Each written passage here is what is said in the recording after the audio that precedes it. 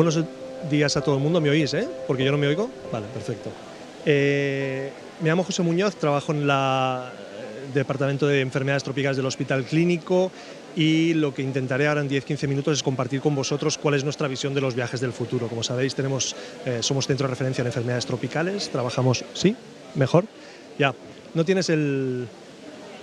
Somos centro de referencia en enfermedades tropicales y os explicaré un poquito cómo funcionamos. Antes, sin embargo, quería explicaros un poquito cuál es un ejemplo de la importancia de nuestro trabajo. Quiero llevaros al 1947 en Entebbe, en Uganda, donde algunos de vosotros ya conoceréis, es un ejemplo de una epidemia reciente. En el 1947 estaba la Fundación Rockefeller haciendo investigaciones sobre virus de la fiebre amarilla. Básicamente lo que consistía era poner jaulas con monos rhesus en medio del bosque e intentar que esos monos fueran picados por mosquitos y fueran inoculados con el virus de la fiebre amarilla para cazar virus y poder de alguna forma estudiarlo.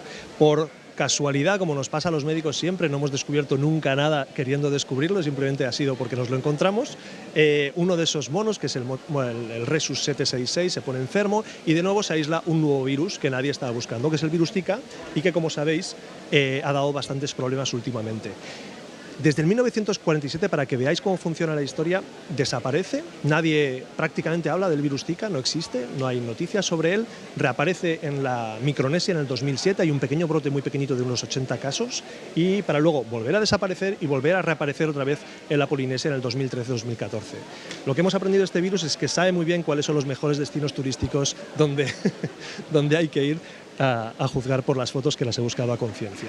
Lo importante de esto es que el virus vuelve a desaparecer de nuevo y la historia reciente yo creo que todos la conocéis. En diciembre del 2015 hay una explosión impresionante de Zika en toda América Latina. Esta es la gráfica que vemos. A partir de diciembre del 2015 hablamos de prácticamente 1 millón de casos sospechosos de virus Zika en Brasil, que luego se extendió por todo el continente. Y después, posteriormente, como veis aquí, este es el mapa de hace 15 días, del 14 de abril, se ha extendido por la mayoría de países de América Latina y parcialmente por Asia, que es donde está el vector. ¿Qué sabemos del virus Zika? Nos ha dado bastantes problemas, sabemos que es una enfermedad leve, que incluso pasa desapercibida en las personas en el 70-80% de los casos, pero ha habido un problema muy importante, sobre todo en el tema de las embarazadas, porque como sabéis ha provocado problemas congénitos, microcefalia y tal. No es para centrarme en el virus Zika, sí, pero es para un poco ilustrar que un virus que desapareció del mapa a pesar de que sabíamos de que existía, de repente apareció y nos ha dado algún problema. Brotes inesperados, nos pasó con el ébola en el 2014-2015, sabéis que hubo un brote importante también que nadie esperaba en todo el oeste de África, y esto es un poco para que veáis cuál es nuestro día a día. Estos son las alertas epidemiológicas que puede haber en un día. Nosotros nos encargamos de filtrar cuáles de ellas tienen cierta consideración para el viajero y cuáles no. Intentamos informar al viajero de decir, mira, esta justo a la que vas es un brote de cólera en Cuba, tienes que protegerte bien, etcétera, etcétera, o esta es la fiebre del pepino de Madagascar, no nos interesa y no tiene ninguna importancia para ti. Y es un trabajo, la verdad es que bastante difícil. Por poneros un ejemplo reciente, hay un brote ahora de fiebre amarilla en Brasil, como sabéis. Esta es la zona en rojo donde siempre ha habido fiebre amarilla en Brasil. En esta zona un poquito más en naranjita, donde está la zona de Río de Janeiro y Sao Paulo, donde van muchísimos viajeros, hay un brote de unas 3.000 personas más o menos de fiebre amarilla, con lo cual es muy importante tener, digamos, información real de qué está pasando en los países para poder reaccionar a tiempo. ¿Cuál será el siguiente? La OMS hizo una reunión de expertos hace un par de años, intentó decidir a ver cuál realmente podía ser los patógenos que fueran a darnos el próximo susto y hicieron un guesstimate, como dicen ellos, ébola, Marburg, Crimea-Congo, que como sabéis ha habido casos en España, MERS.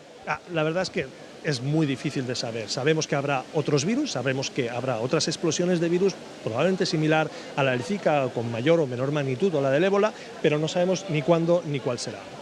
Pero lo que sí sabemos es que es muy importante, y en eso estamos apostando desde el servicio, a hacer lo que llamamos un continuum of care, o una atención integral, desde preparar bien el viaje, saber al país donde vas, cuál es la zona donde vas. No es lo mismo ir a Perú, ir a la zona de selva, que ir a los Andes, de ir a la costa, qué tipo de enfermedades hay, qué nos tenemos que prevenir, tener muy buena información sobre si en ese momento hay algún brote. Estamos trabajando en una nueva página web que saldrá en breve, en la cual podréis mirar si hay alguna alerta epidemiológica en la zona donde vais, podéis mirar si en la zona donde vais hay fiebre amarilla, si hay malaria, si hay dengue, y estamos trabajando para que desde casa, en la página web, podáis tener la información que necesitáis para un poco hacer las medidas de prevención.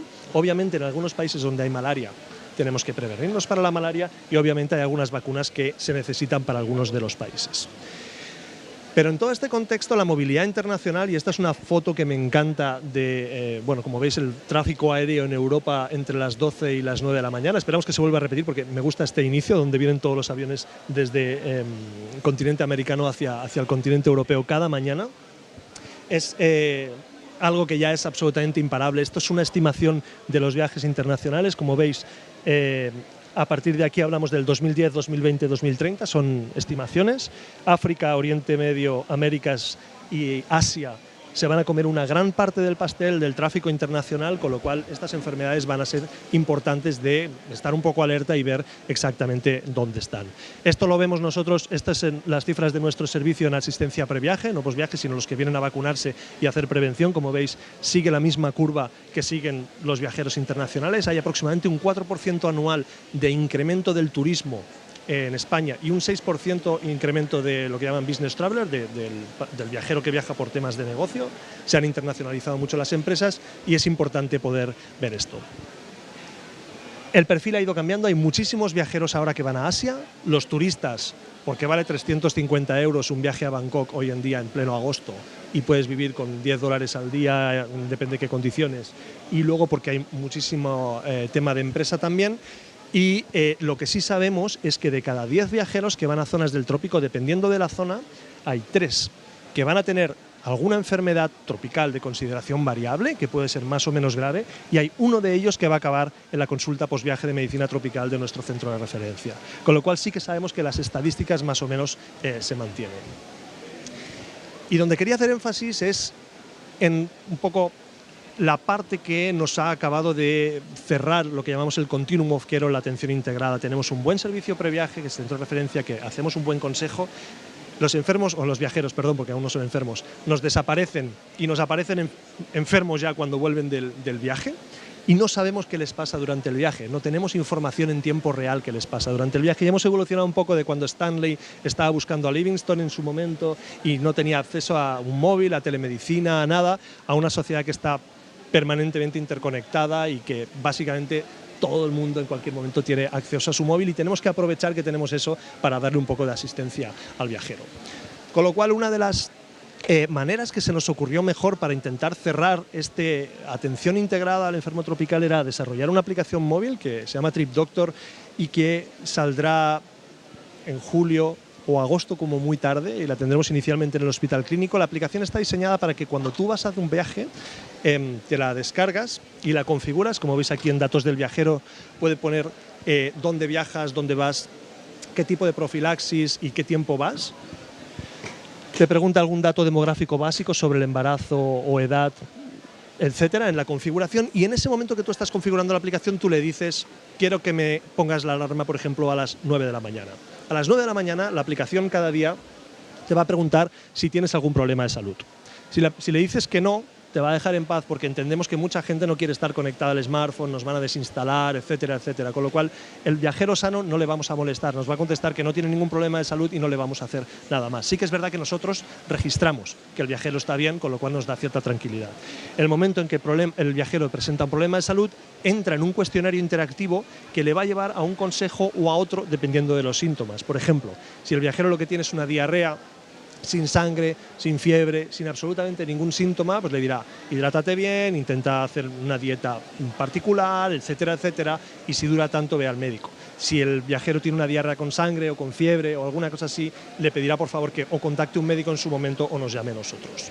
Y este cuestionario interactivo al final tiene, pues esto, un consejo, dependiendo de lo que le hayamos dicho, pues de lo que el viajero haya respondido en el cuestionario de salud, y al final te da la opción de contactar con nosotros, o bien a través de un teléfono, o bien si tienes un correo Gmail y tienes acceso a Hangouts, nosotros podemos hacer videoconferencia. Pues es un poco más beneficioso para el viajero, porque así no tiene que pagar el trocito de llamada, digamos, si le llamamos a su móvil personal, con lo cual el Hangouts es bastante más fácil para nosotros de trabajar. Es verdad que algunos de los viajeros que nos intentan llamar desde Myanmar o desde Camboya rural no tienen banda suficiente para hacer una videoconferencia y acabamos llamándoles al teléfono, pero lo importante es que contacten con nosotros. A la práctica, nosotros que estamos de guardia para recibir estas llamadas, entre otras cosas que nos encargan, tenemos un backend donde estamos controlando el estado de salud de estos viajeros. Como veis, está todo codificado, con lo cual no tenemos obviamente datos personales, a no ser que el viajero nos llame. Entonces entramos en nuestra base de datos del Hospital Clínico para ver realmente cuáles eran los antecedentes de salud de esa persona, y tenemos demografía básica, todo lo que el viajero ha puesto, y está en este caso configurada para que podamos detectar los casos sospechosos de Zika. Una de las utilidades que tiene esta aplicación es que cuando uno de los viajeros viene de un país donde hay Zika o dengue o otra enfermedad que nosotros queramos configurar y marca los síntomas compatibles con esa enfermedad, nos sale una alerta y sabemos que podemos ir al aeropuerto, meterlo en un saco y quemarlo. No, es broma. O sea, lo que sí podemos hacer es hacer alguna alerta rápida y reaccionar rápidamente para que ese viajero que tiene alguna enfermedad grave que nosotros estamos intentando detectar, digamos que no esté en Barcelona con esa enfermedad. Obviamente hay un geoposicionamiento de todos estos viajeros. Estos son los viajeros que teníamos en el 2016 dando la vuelta al mundo. No es muy preciso por temas de confidencialidad. No nos interesa saber si está en una esquina de Bangkok o en otra. Lo que nos interesa es saber que está en Bangkok. Por datos epidemiológicos. ¿Por qué? Porque, entre otras cosas, estos viajeros que son ejemplos, como veis, este es un viaje por Vietnam, donde vemos cada día por dónde se ha ido moviendo el viajero. Epidemiológicamente nos interesa mucho, porque si un viajero empieza a hacer una fiebre de dengue aquí y sabemos que 3 días antes ha estado aquí, sabemos dónde ha cogido el dengue.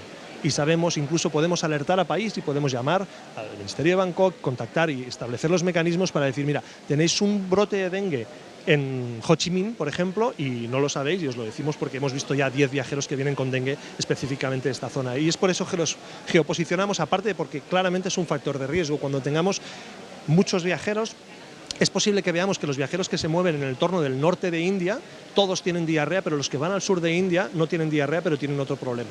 Con lo cual, al final, la geografía es un factor de riesgo importante para entender qué tipo de enfermedades pueden desarrollar unos u otros. Este es el mismo ejemplo con un viajero que se va a Myanmar y Tailandia y, bueno, con todos los viajeros más o menos tenemos el recorrido. Y para finalizar, un poco como vemos nosotros los viajes del futuro, pero no es futuro, es un futuro que ya está aquí, y yo creo que solo ver las personas que están en Helcio ya lo vemos claro.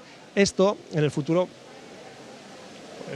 vamos, el año que viene, se va a ir complementando con sistemas remotos que nos van a permitir una mejor identificación del estado de salud viajero.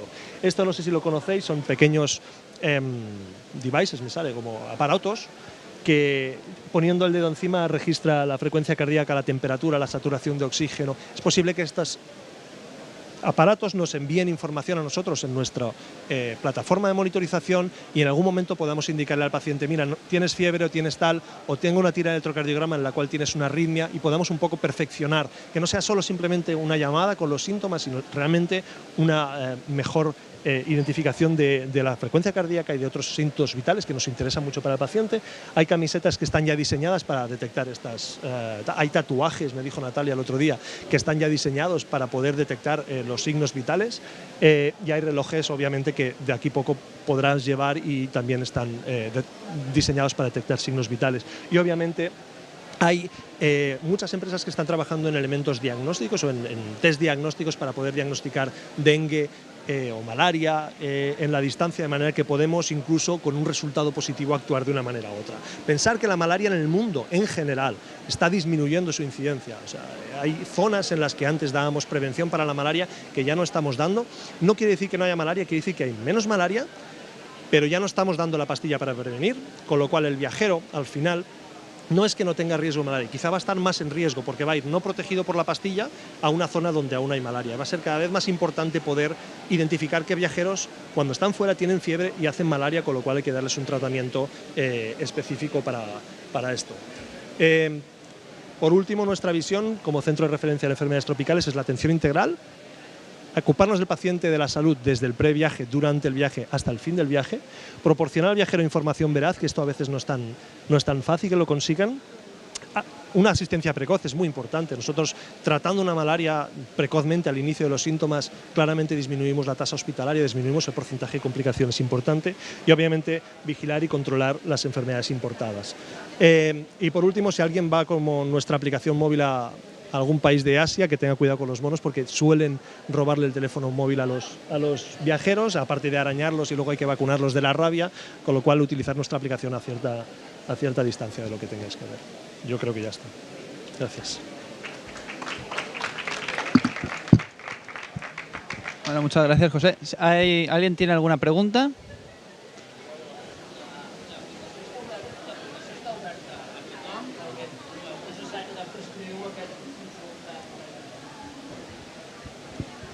La pregunta era si la aplicación está abierta a todo el mundo o es una prescripción.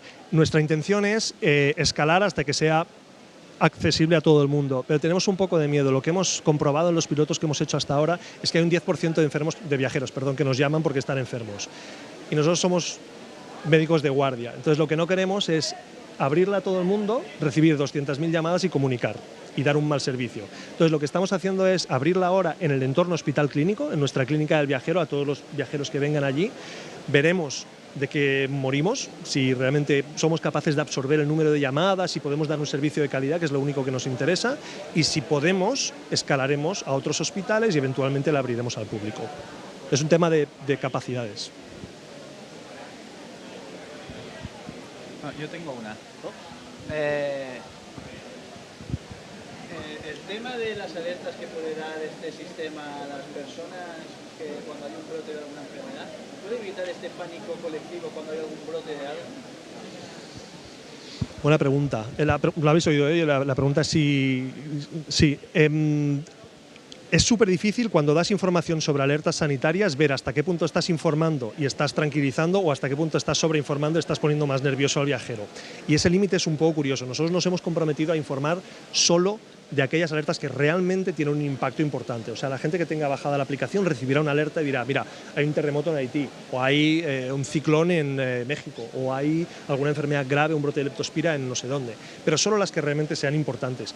Yo creo que sí, porque idealmente cuando enviamos la alerta deberíamos enviar un link o una posibilidad de que ese viajero vaya a un sitio donde haya información contrastada o eventualmente nos pueda llamar y tal. Yo creo que la información al final tranquiliza. Si la das en su justa medida, ¿no? Y de la forma adecuada, yo creo que sí.